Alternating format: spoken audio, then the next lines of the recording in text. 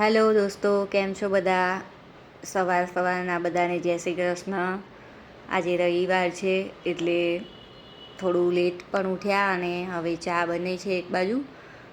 ત્યાં ચા બનતી જાય ત્યાં સુધીમાં બધા તૈયાર પણ થઈ જઈશું અને સાથે સાથે રસોઈની પણ તૈયારી કરી લઈએ. તો એક બાજુ પર મેં દાળ ભાતનું કુકર પણ ગેસ પર ચડાવી દીધેલું છે.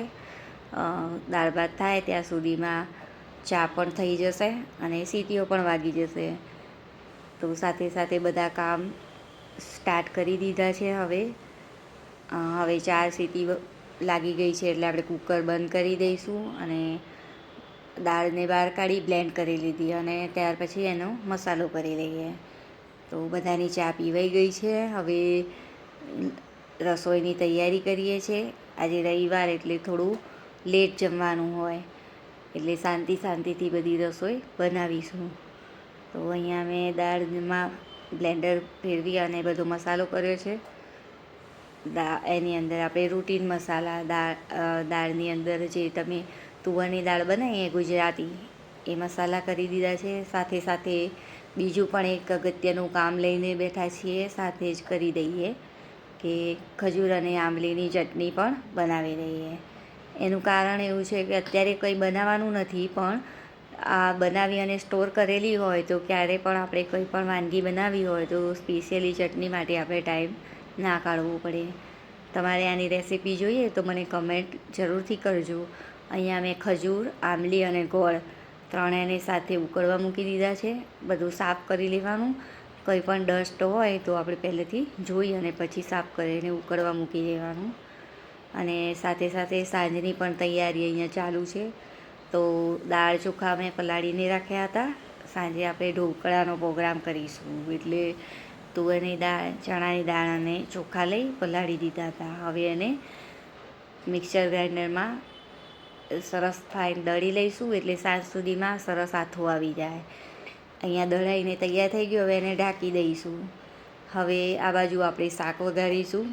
અત્યારે આજે સન્ડે છે તો બટેકાનું શાક બનાવીશું. બીજા કોઈ શાક અવેલેબલ હાલ છે નહીં. સાંજે જઈશું એટલે લઈ આવીશું. અહીંયા તેલ મૂકી થોડી રાઈ, જીરું અને હિંગ નાખી દીધા છે. સાથે થોડું લાલ મરચું જેથી કલર પણ બહુ સરસ આવી જાય. અને અહીંયા બટેકા ઉમેરી દીધા. બધા જ બટેકા એકસાથે નાખી દઈએ. પછી એની અંદર આપણે મસાલો કરી લઈશું.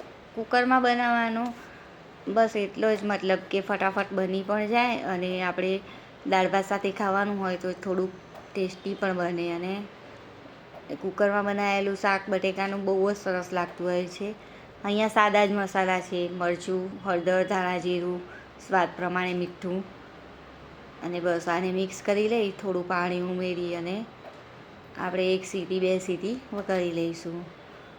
તો જો મરચું અંદર આપણે વઘારમાં નાખ્યું હતું તો કલર એટલો ફાઇન આવ્યો. હવે થોડું પાણી ઉમેરી દઈશું આપણે જે પ્રમાણે શાક હોય એ પ્રમાણે. અને બસ કુકરને બંધ કરી અને 2 સીટી વાગવા દઈશું. સાથે સાથે બધા કામ બીજા પણ કરતા જઈએ અને રસોઈ પણ કરતા જઈએ.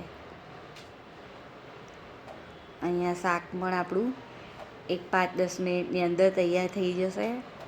જો 1-2 સીટી વાગી ગઈ છે. આપણે ખોલીને જોઈ લઈશું તો સરસ બટેકા બફાઈ અને શાક રેડી થઈ ગયું છે. કલર પણ એટલો સરસ આવે છે ઉપરથી. હવે આપણે થોડું લાલ મરચું ફરી એડ કરીશું.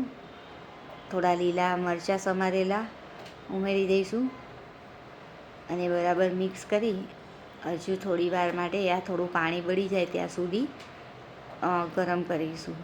કેમ કે આને દાળ ભાત અને શાક રોટલી હોય તો શાક એટલું બધું રસાવાળું જોઈતું નથી હોતું. A few moments later.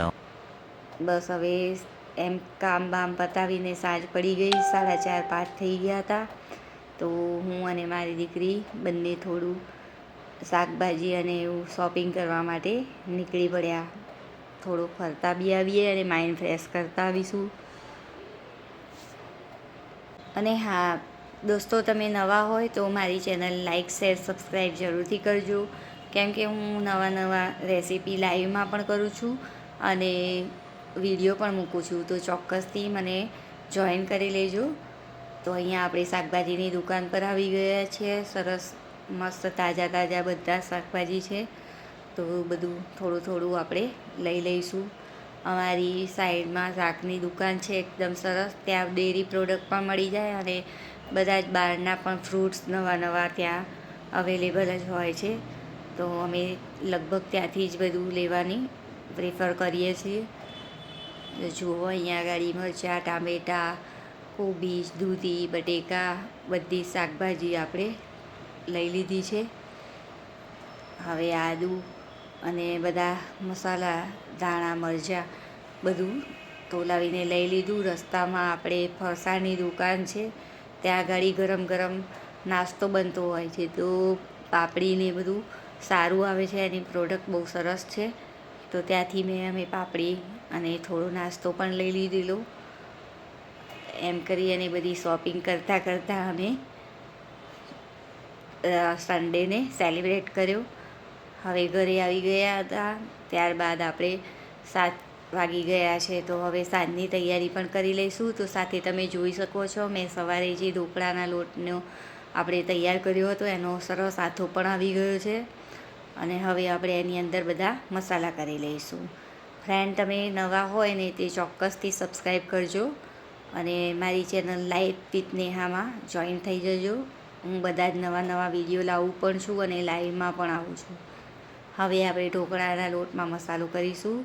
સ્વાદ પ્રમાણે મીઠું, આદુ મરચાં લસણની પેસ્ટ અને થોડા ઝીણા સમારેલા ધાણા ઉમેરી દઈશું.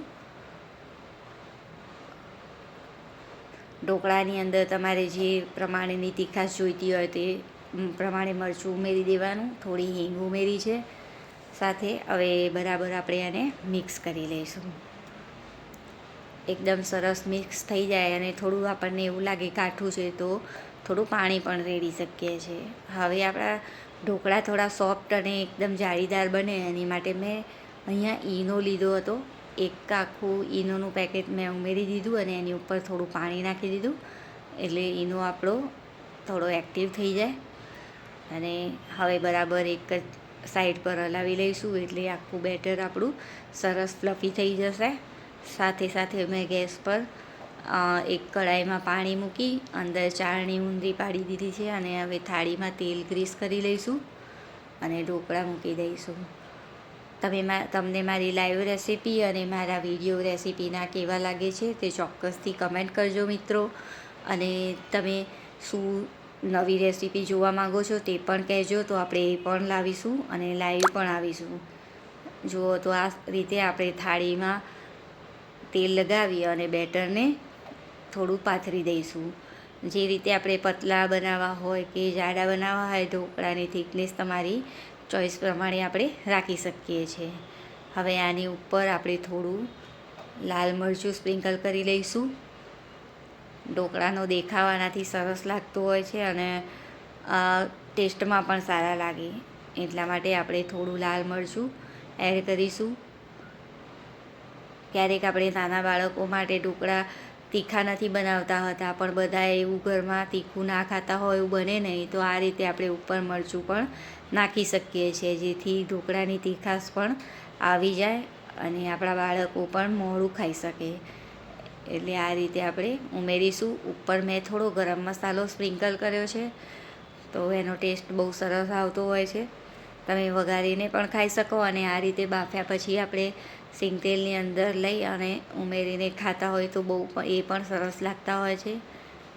તો 10 મિનિટની પછી જુઓ આપણા ઢોકળા એકદમ સરસ સોફ્ટ અને સ્પોન્જી બની ગયા છે. તો આ રીતે અમે સાંજે ઢોકળા બનાવ્યા અને સન્ડેને બધાએ સેલિબ્રેટ કર્યો. તમે પણ અમારી આવી રેસીપીઓ જોતા રહેજો અને અમારી રેસીપી ટ્રાય કરજો અને તમારાથી કેવી બની તે ચોક્કસથી મને કમેન્ટ કરજો. મને પણ ગમશે તમારી કમેન્ટ જોવાનું અને વાંચવાનું. તમારે જે વિડીયો જોવો હોય, જે રેસીપી જોવી હોય તે તમે લખી અને મને કોમેન્ટમાં જણાવશો તો હું ચોક્કસ બનાવી. ચાલો ફ્રેન્ડ્સ, જુઓ ઢોકળા બનીને તૈયાર થઈ ગયા છે અને તેલ સાથે સર્વ પણ કરી દીધા છે. તો બધાને જય શ્રી કૃષ્ણ. ફરી મળીશું.